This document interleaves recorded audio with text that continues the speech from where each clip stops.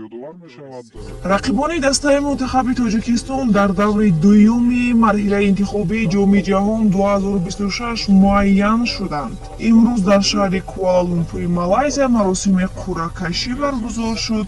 طبق آن تیم ملی تاجیکستان در گروه جی با دسته‌های عربستان سعودی، اردن و غالب جفت دور اول انتخابی میان دسته‌های کامبوجا، پاکستان رقابت خواهد کرد. در مرحله دوم انتخابی جام جهان 2026 در قاره آسیا 36 دسته رقابت میکند.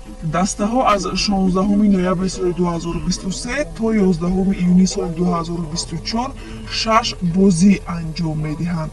پس از جنبستی دوره دوم انتخابی، غالبان 9 گروه و دسته هایی که در چهارگانه خود جای دوم را میگیرند مبارزه را در دوره سوم مرحله انتخابی جام جهان 2026 ادامه داده همزمان صاحب راحت به قسم فینالی جام آسیا 2027 میشوند.